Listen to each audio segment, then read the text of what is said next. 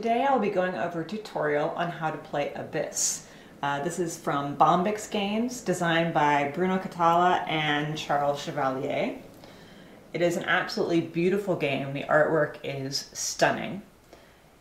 And in this game, you are trying to become the most powerful undersea creature in charge of undersea allies and lords and locations in order to gain the most points.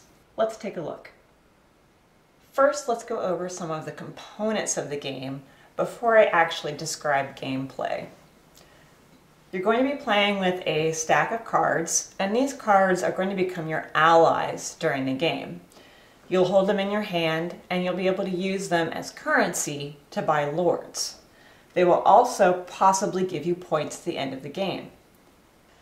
There are 5 different races. There are crabs, jellyfish, seahorses, shellfish, and squids. And each of them are numbered 1 through 5, and there'll be a bunch of them in this deck that you can encounter. And there are also monsters in the deck that you will have a chance to attack, although attack and fighting in this game is really not attack and fighting, as you'll see. This is the monster threat track. When you do encounter a monster during the game and choose to have an encounter with it, you'll consult the threat track to see what reward you get. You can get pearls, you can get random monster tokens that you won't be able to see beforehand that will give you influence points for the end of the game. You can also get keys, which will help you unlock locations. Anytime a monster is encountered and not engaged, the threat track moves, and in this way it will change the available reward that you get from encountering that monster. Here are some examples of some of the lords that you will encounter during the game. And you'll be able to purchase lords using the ally cards that I showed you a minute earlier. There are 6 different guilds that the lords can come from. There are soldiers, which are affiliated with the crab race. There are farmers, which are seahorse people. There are politicians, who are squid creatures. Mages are affiliated with the jellyfish race. And merchants are affiliated with the seashell race. There are also ambassadors, and in order to get ambassadors, you need 1 of each of the different types of races in order to purchase them. Here's an example of a mage who's affiliated with the jellyfish. In the top left corner, this is the number of victory points that this lord is worth at the end of the game. This is the name of the lord, which is the alchemist in this case. And the 7 represents the cost of purchasing this lord. Right above it, you'll see there's a jellyfish sign, and it's only a jellyfish. That means you need 7 points in jellyfish in order to purchase this lord. You can overpay for lords, but you will not get any change back.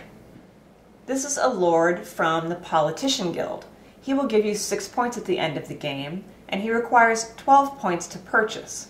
In order to purchase him, you need at least 1 squid card, and you need at least 2 other cards from different allies. So you could say use a squid card and 2 crab cards and 2 shellfish cards. But the key being that the number of bubbles shown on the card tells you exactly how many races you need to use in order to purchase this lord. You could not use 2 races, you could not use 4 races. That's the number you have to use, and you have to have 1 of them at least be a squid. This is a lord from the Farmers Guild. He is worth 10 points at the end of the game. He requires 8 points, with 1 of them being a seahorse and the other being any other race. And of all the lords that are available in the game, they will have 1 of 3 different types of abilities, I suppose you could call them. The first would be an ability that continues throughout the game. For instance, the alchemist, when you request support from the council, I'll explain that later, you would get to take 2 stacks of cards instead of just 1 stack.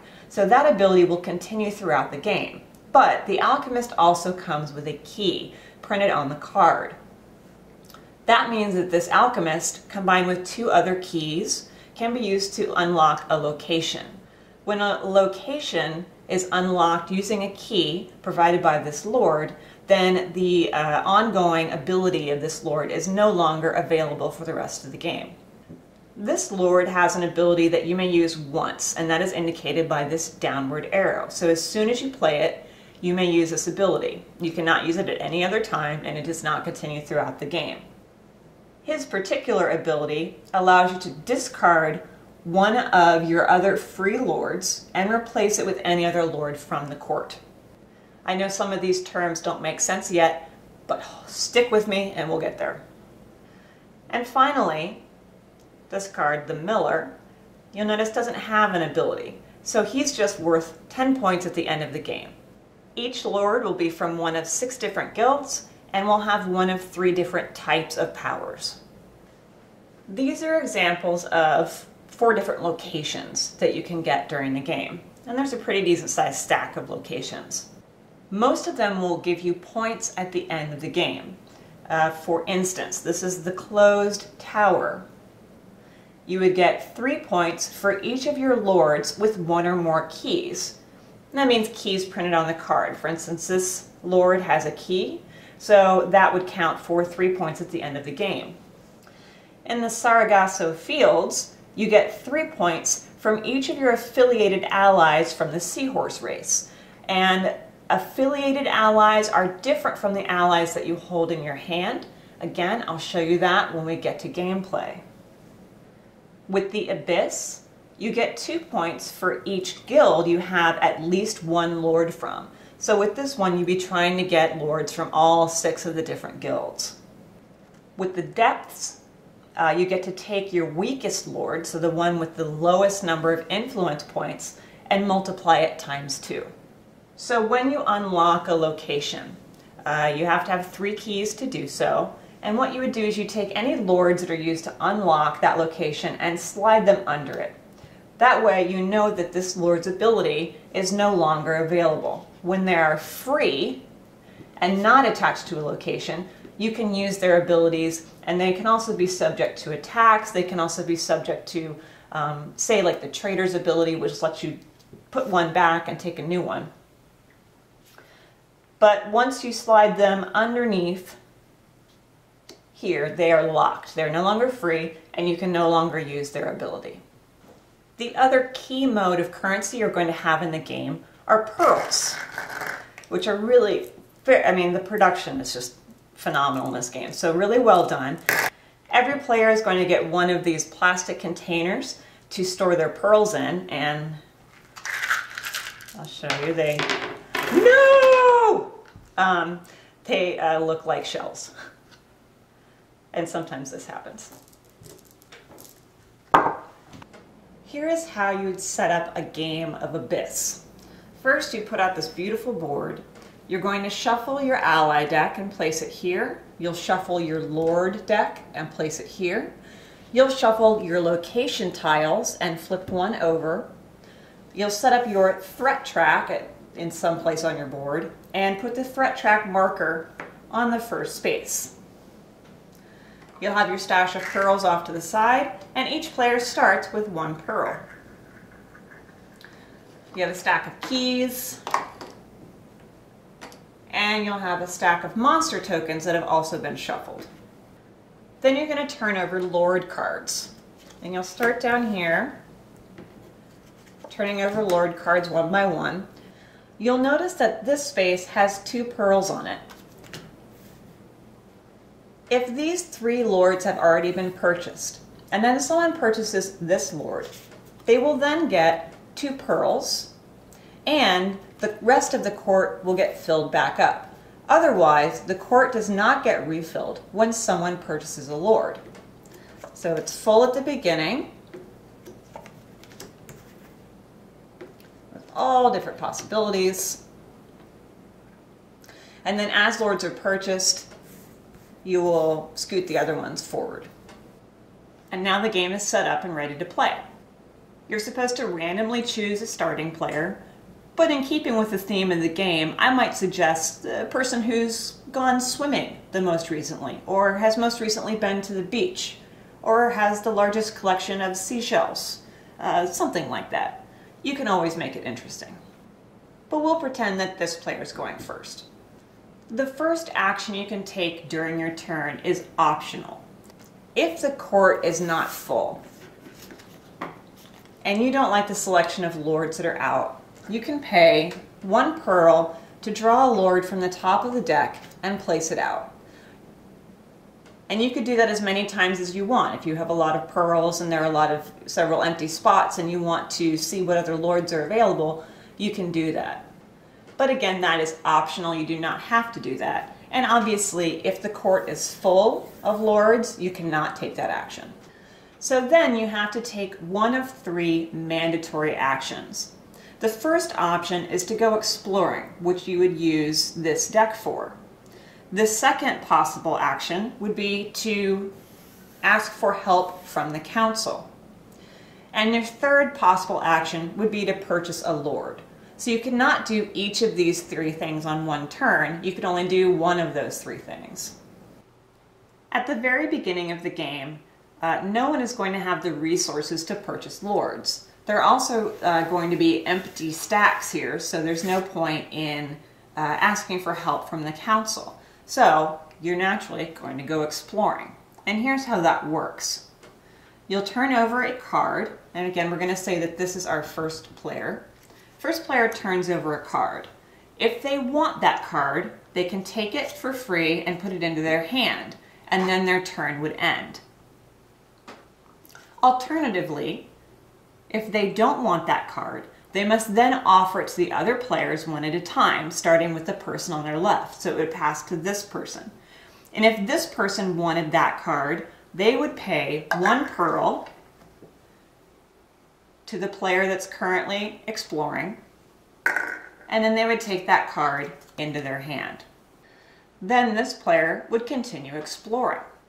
If this player did not want this card, then it would pass to this player, who could do the same thing. He could purchase it with 1 pearl.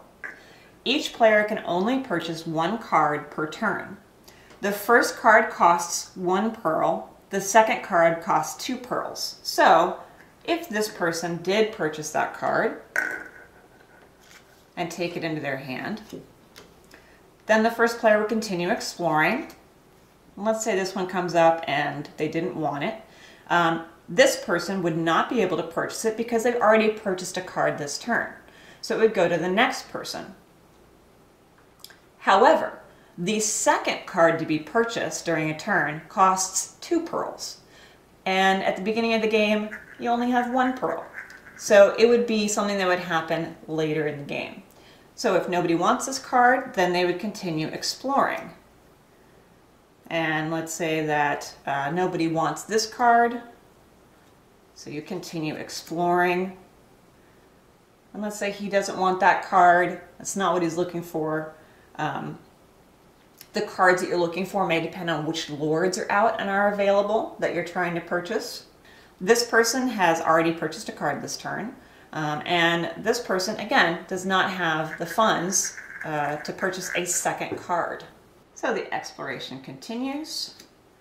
I know he doesn't want that card, so let's see what comes up next. All right, so when the last card comes out, if none of the other players want it, then the first player gets to put it in their hand for free, and they also take 1 pearl from the bank.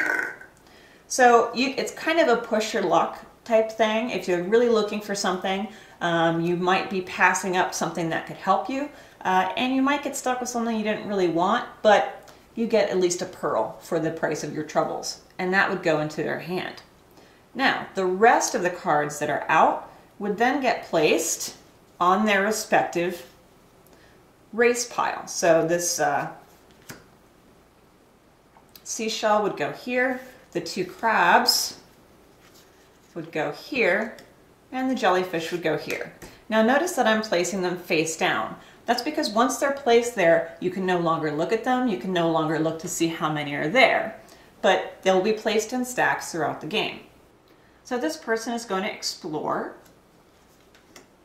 and that's a pretty reasonable card to take into their hand, but for the purposes of this explanation, we'll pass it up. So this player says, well, they'll want to buy it.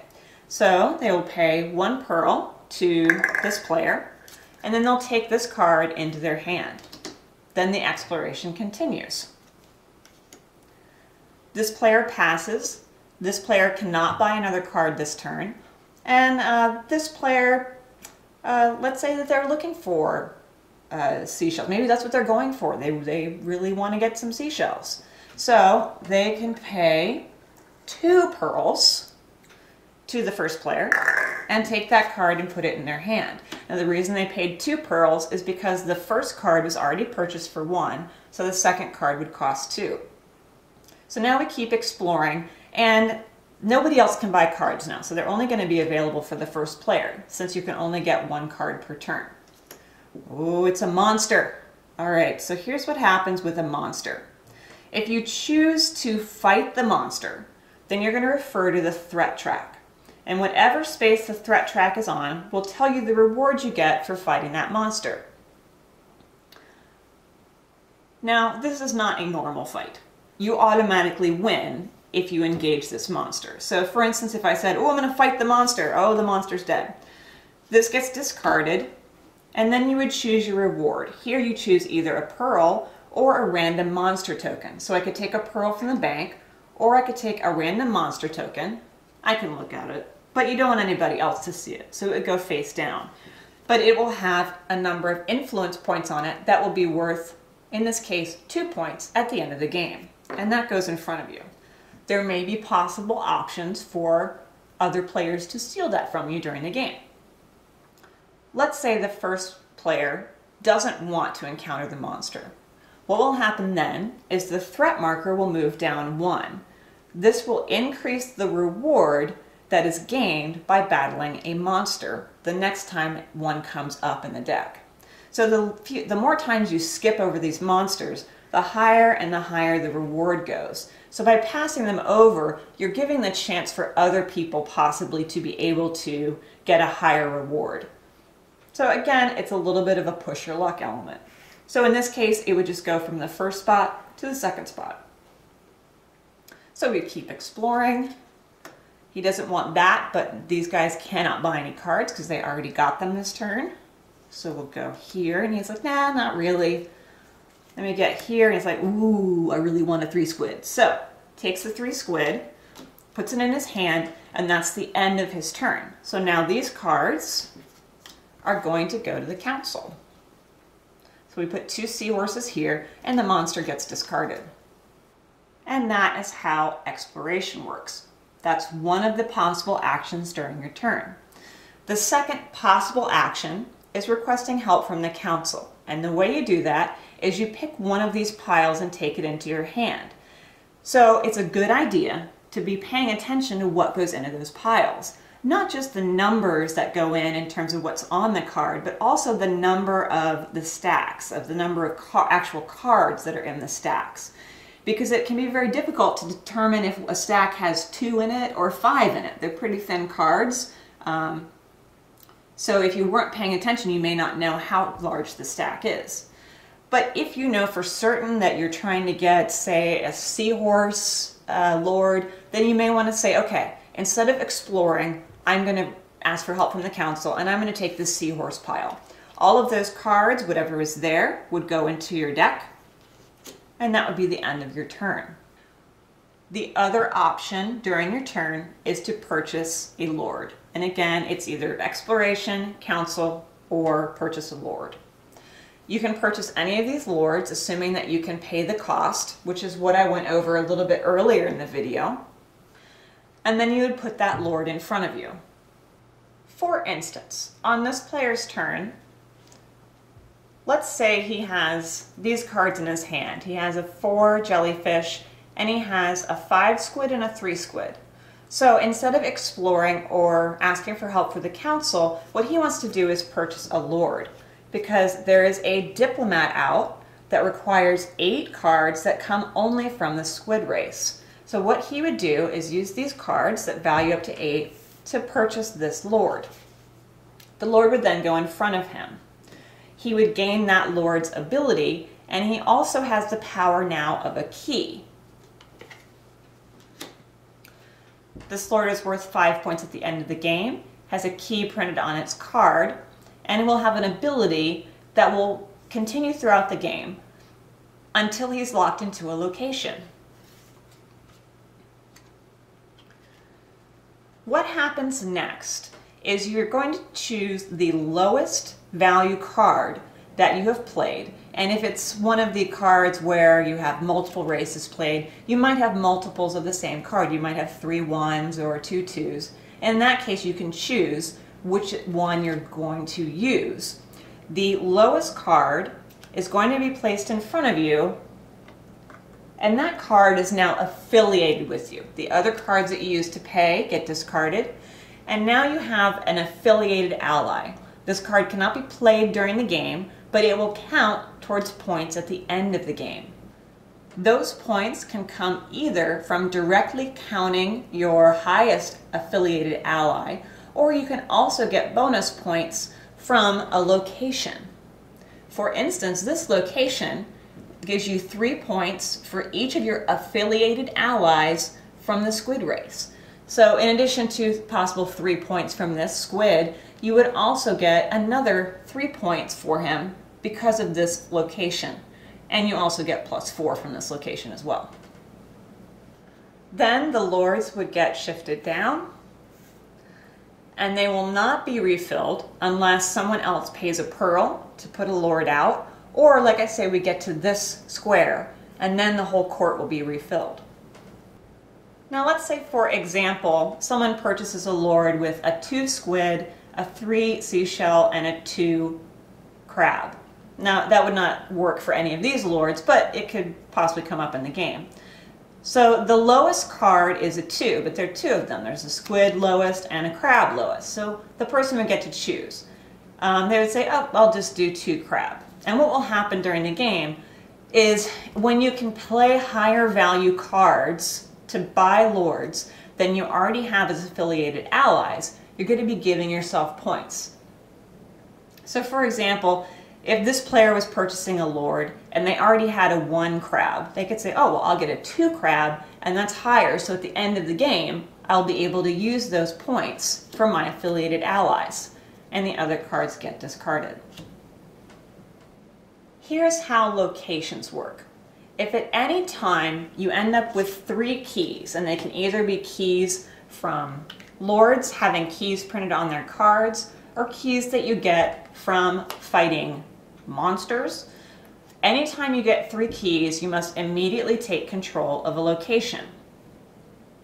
So this key token would go to the discard pile, and these 2 lords would be used to control a location.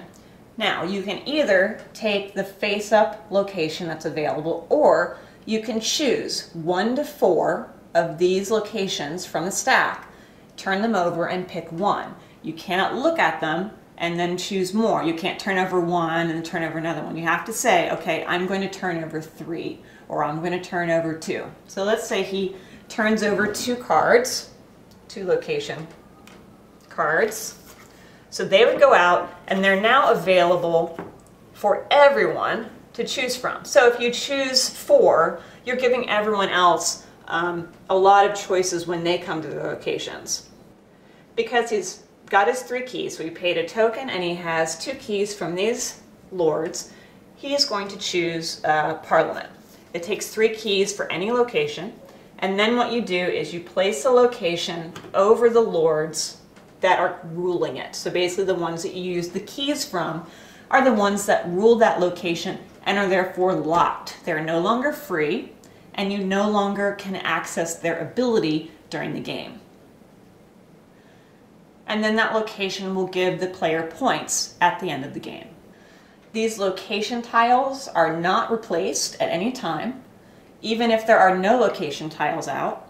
So then whoever is, say, has 3 keys and is going to be taking a location card must do that thing where they choose 1 to 4 and then flip them over to choose 1.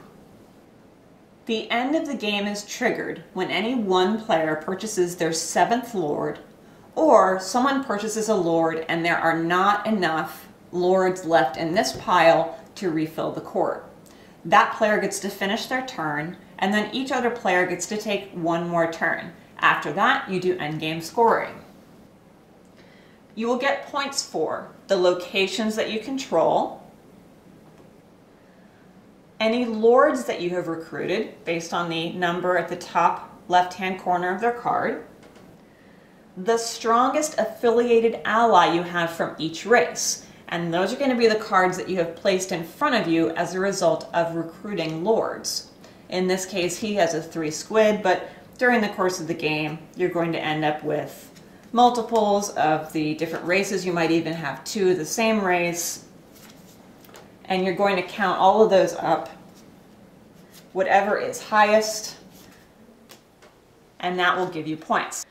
You will also get points from any monster tokens that you hold. So if this player battled a bunch of monsters during the game, they would get points for each of the monsters that they fought.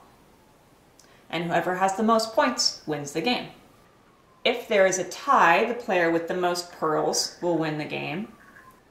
If there is still a tie, then the player with the highest value lord will win the game. And if there's still a tie, then you must jointly rule the undersea kingdom together. That is how you play Abyss. It is really fun, and it is an absolute beautiful game to have on your board. If you're playing with groups of people walking by, everyone is going to want to look and see what this is because it looks like just a gigantic piece of art. Really well done. Thanks for visiting the Dragon Table. I'll see you next time.